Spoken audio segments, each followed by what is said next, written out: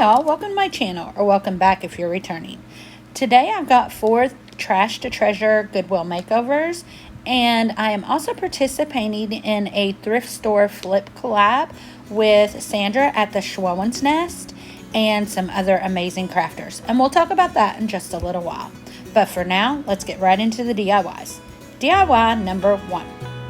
So I got this at the Goodwill, and I'm not even sure what it's called.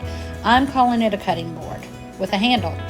It's some kind of pizza something, and it's got that indentation in the middle, and that's kind of like carved in. So I had to end up doing 3 coats of paint on this bottom half. I'm using the mineral chalk paint by Waverly, and again I'm just going to do 3 really good coats, and that seems to take that into or smooth that indentation out just a little bit. It doesn't do it fully, and when I distress it you can kind of see it, but I do make a decal with my Cricut that I'm going to use on this, so it kind of covers it up, and it's really not a big deal. I don't think it's noticeable, especially when it all gets finished. So again, I'm doing 3 good coats of mineral color chalk paint by Waverly. I do the whole bottom part of the cutting board, and I do the sides. I do not worry about the back. The way I'm going to display it, you're not going to see the back, and it looks finished enough to me, so it wasn't a big deal at all.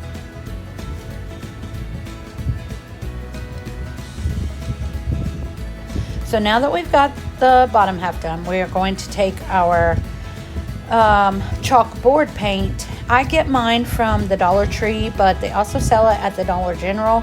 At the Dollar Tree, it's $1, and I think I heard someone say it was $1.50 at the Dollar General. But this stuff is really, really good, and especially on wood.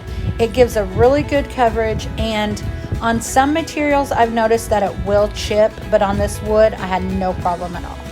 Now I'm going to take my sheepskin color chalk paint from Folk Art, and we're going to do some distressing around the edges here with my chip brush, and I go all around the bottom portion and also around the handle, and I do that little knob there in the middle. It's not really a diamond, it's supposed to be a square, but I guess, I don't know, maybe it's supposed to be a diamond, but I couldn't get it to budge at all. I tried to turn that thing and it was not budging, so I just left it alone. But I do a little bit of a heavier distress on that knob than anywhere else. So I do the edges, and then I do go in, so you can see right there I did a lot more distressing on that. I do the middle, and then I do the sides of the handle, and then I also do down in the middle, like I told you before, of that cutting board part. And that's kind of where you can see, like right there, it kind of highlights that some of those indentations. Again, I'm not worried about it. When I sand it all and get my decal on there, you really can't tell it much. I position my decal in a place where that doesn't show through at all. So now I'm going to put my decal on, and I just cut this off with my Cricut. And if I can remember, I'm pretty sure I bought this one off Etsy. I'll try to find the link and leave it in my description box below. I don't usually show a whole lot of me putting my things on transfer tape, but this one gave me a little bit of trouble. Not really trouble, but it all didn't want to stick at first. So I just want to show you that it's really easy just to, you know, push that back down, use your little scraper there, your little Cricut spatula, and rub it down, and it'll all go on there great. So I position it in the middle as much as I can get it, but again, I want those bigger words, the Baking Co., to be over where most of those indents are, so that you can't really see it much. Something doesn't want to stick, lay it back down, use your Cricut spatula, rub it again, pull it back up. Just take your time on that process. Now I'm going to take my finger sander. I got mine at Walmart, but I know you can get them on Amazon. But I got mine in the painting section at Walmart, and I think it was like $4, but it comes with a bunch of sandpaper strips with it, so it was a good deal for me. And then I go through and I sand all along the edges of the board and the handle, and it lets a little bit of that wood shine through, and I love the look of it. I do a lot more distressing again on that little knob up there than I'd probably do on anything else, but I think it turns out really cute. I'd love to tell y'all which of these DIYs is my favorite, but it's a hard one on this one. I've had some of these items around forever, like a couple months, and I got them because I'm involved with another thrift flip every month, and that's what I had bought these for, but I just couldn't ever figure out what to use them for, except this one. This one's a newer one. But I got to looking on Pinterest and found a couple things, but I love them all. In this video, they're all my favorites, I think. Now I'm just going to take some jute string, jute cord from the Dollar Tree. We're going to put it through the hole at the top of the handle. We're going to make a little hanger. I just run it through, tie a couple knots to keep it from coming out, and then tie a knot in the top also towards the top and cut it off, and that makes our hanger. And then I decided it needed just a little bit more because my decal I pushed down a little bit from the top because I wanted it to cover those indentations. So I decided to take more of that jute and just wrap it around, just a dab of hot glue on the back, wrap it around 5 or 6 times and secure it again with hot glue. And I love how this turned out. I'm really glad I went ahead and used the jute. I think it just makes it. And then let's see, I gotta see what I'm doing next, y'all. I can't remember. Oh, I'm taking I call this ticking ribbon from the Dollar Tree, making a really simple shoestring bow, and we are just gonna place that on the front. I dovetail my ends there. I couldn't decide where to place it at first. I was gonna do the knob, and then I just decided to put it right there in the middle of the jute that is hanging, and I think this bow and that jute actually made this DIY. It turns out so cute. I love it. And this is our final project.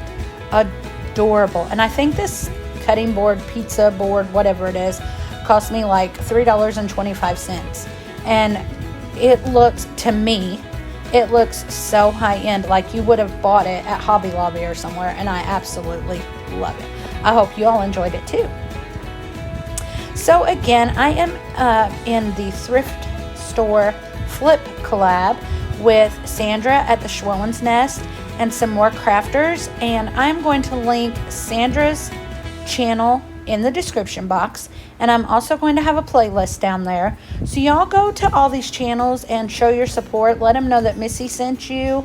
And these crafters are really talented ladies, and I'm so honored to be in this collab with all of them. So thank you again, Sandra, for having this. Okay, y'all, DIY number 2. Now this is one item that I have had, like I said, for months. And I had a couple ideas for it, and it just never turned out. I just couldn't get it to look the way I wanted. So this time I decided to take some gingham or buffalo check paper from Hobby Lobby, and I'm just going to wrap it around. It takes 2 pieces. I take my Mod Podge, smear it all over, get a really good, kind of a thick coat, not too thick, but it looks like a thick coat right there, y'all. But I just get it smoothed in as much as I can because I don't want any bubbles or wrinkles or anything like that. And then I basically just put my scrapbook paper down, rub it down, get it secure on there. I do the same exact thing for both sides, for the front and the back. There's nothing different. And then I just cut off the excess. Now, I don't get all the excess off because y'all know me and my finger sanding trick if you come here often. So we're going to do that for the main parts of the edges. But I wanted to get it cut down pretty close, or as close as I could. That way it would just make it easier. So again, I do it on this side. Then I just flip that little bucket over, do the exact same thing on the other side. And I just push it in there where the handles are. And this turns out so cute. And I I don't really think you can even tell that it's like scrapbook paper. Now we've got both sides done, we're taking our finger sander and we're just going to sand off these edges here. And I also push in the sides a little more, and if I use a little more Mod Podge. If it looks like anything's coming up, I go ahead and use some more Mod Podge and stick it back down.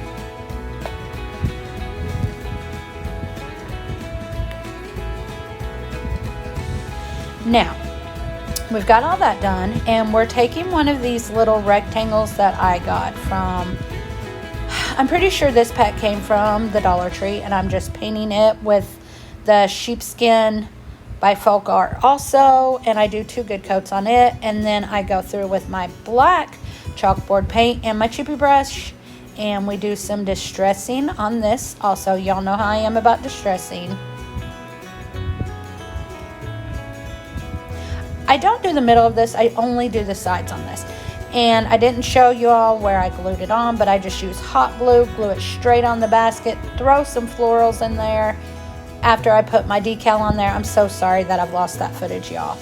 But I think this turned out so adorable. And I think this bucket cost me like $1.50 maybe.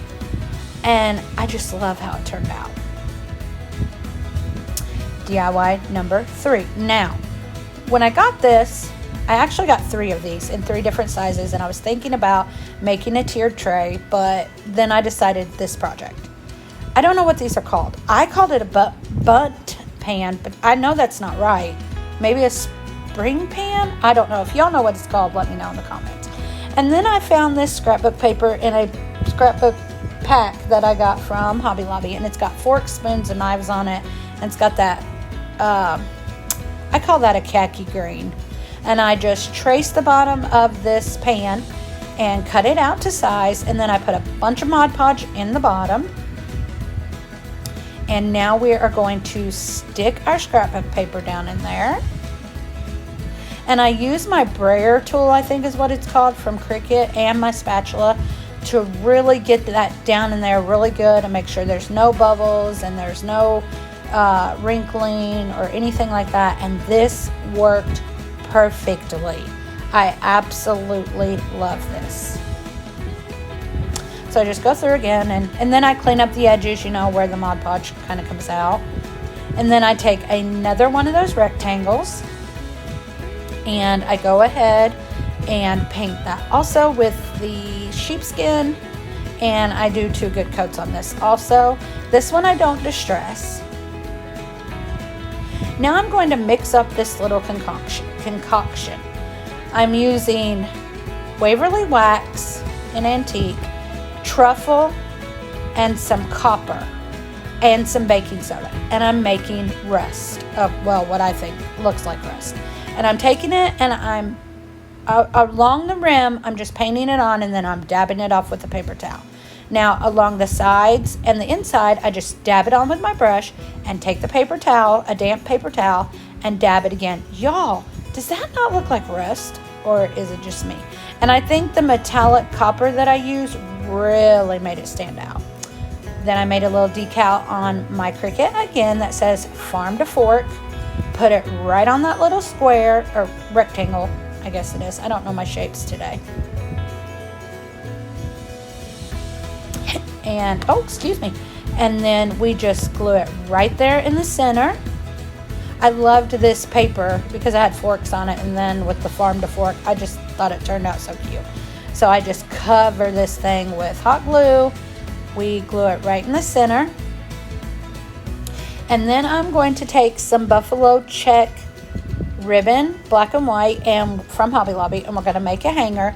I just cut off a piece, and then I glue it together. You can see there how I'm doing it. I just kind of double it up so that it just makes it easier to make the hanger if I do it like that. So I just glue it all the way down the inside and make it a thinner strip of ribbon, because I didn't have a thin enough strip for the hanger that I wanted to make for this. I wish y'all could see this faux rust in real life, in person, because it's crazy the difference. It looks so cute. And then I just take this, figure out my placement back there, use a lot of hot glue. I maybe should have used some super glue also, but you know, because hot glue and metal sometimes don't exactly mix well. But this, I've not had any problems with this. And then I'm going to take some, I think this is boxwood, I don't know what this is, from Walmart. Make a little swag, throw it over the top of the sign. I just glue it down. Put a couple flowers there in the middle of the swag, because I tied it together, 2 pieces together with a piece of jute, and then glued it right in there, and then glued my little flowers right on top. Y'all, I love this one. Again, I cannot pick a favorite in this video. So adorable. And I just love it. And I love the farm to fork. And I actually used a little bit of color here with the green, because look at that rust. I think it turned out so amazing. Y'all know me, I'm usually very neutral, but I like the pop of green. Okay, y'all, final DIY number 4. This is another one of those things that I've had in my stash for a little while, just could not figure out what to do with it. I take those little pegs off, they come off super simple. And then I take some linen white chalk paint, I can't remember what it's from, who it's from, and I just go all the way around the sides, because this is like a cream color and I want it to be white around the sides. So I just go all around the sides. Don't worry about the middle. We're going to cover all of that up. I think this maybe took 2 coats to really get that cream all covered. And then I take the little pegs that came with it, the little hanger things, and I do the same thing to them. 2 good coats on all 4 of those. And then I picked out this beautiful scrapbook paper from the same pack that the farm to fork paper came in. I love it. And again, a little bit of color, which I'm not known for. And I just take some Mod Podge. This takes 2 pieces of the scrapbook paper. I think this is 12 by 12 scrapbook paper. And I put my Mod Podge on, a really thick, good layer. Put my scrapbook paper down. Again, just smooth it out really well. Right next to it, I do the same exact thing. A little more Mod Podge. Actually, a lot of more Mod Podge, but you know. And we just rub it all in, a really good layer of it. And then I put the other piece of scrapbook paper on there. And I do overlap them a little bit. So that's why you're seeing the Mod Podge go on that other piece of scrapbook paper. I love the colors in this and the cotton stems. I'm venturing out, y'all. That's 2 different colors, a blue and a green, in one video. I don't know what to think about myself. Y'all know I'm just joking. But I'm usually totally black and white and creams and browns, but I really loved this print. Now I'm going to take my Mod Podge and I'm going to Mod Podge all over the front of this. Again, this is scrapbook paper. It's going to be on the wall, but there will be things hanging from those hooks, so I kind of just want to make sure it is protected. And it makes it easier when I put my decal on here in a little while. My decal will not rip my scrapbook paper. Using my sanding tool again, my finger sander, we're going to do the same trick. We're going to cut it as close as we can, and then we are going to sand off all the edges. This is the cleanest cut I have ever gotten, is when I learned to use this sanding block like this. I want to say that I saw this first, Savvy Crafts with Savannah doing it. I can't remember, but I'm pretty sure that's where I saw it. Now I'm just popping those little pegs back in. I didn't even cut the holes out. I just figured out where the holes were and just popped them in there. Later I do go back, I don't show it, put a little bit of hot glue in there just to secure them a little more, but they go right back in. They do rip the paper right there, but that's not a big deal because that's where the peg goes. Sorry about the side view, y'all. So I just do that to all 4 of our pegs.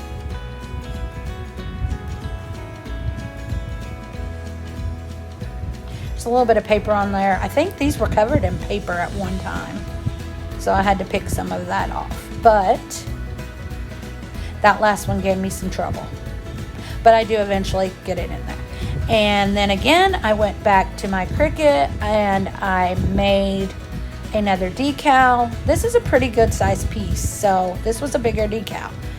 This says Farmhouse State of Mind, and I just get it on there where I want it. I try to really take my time on this because, again, this is a bigger decal, and if you try to hurry it, y'all, you are going to rip a letter, or at least I do. I really try to take my time, especially on all of my decals, but especially on larger decals like this. If, again, you can see some of my letters try to come up, stick it back down, rub over it a little more with your little scraper tool, spatula, I don't know what that thing's even called. And again, just take your time, just be patient, and it will come off eventually. But again, that's why I did the other layer of Mod Podge, because if I hadn't of, I can almost guarantee that my transfer tape would have ripped my scrapbook paper. So again, it not just protects it, but it also keeps the transfer tape from ripping your scrapbook paper.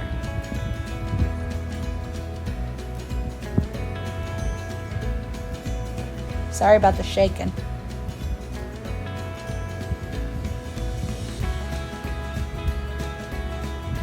And that's it, y'all. That is this whole project. It was so easy. I do go back through and Mod Podge over my letters, but I love this one. They were all my favorites this time. So this is what this one turned out like. And of course, this is what they all turned out like all together. Again, thank you, Sandra, for this collaboration. I had a blast. If y'all are not already subscribed to my channel, please do so. I hope you all have a wonderful day. Y'all come back now. You hear?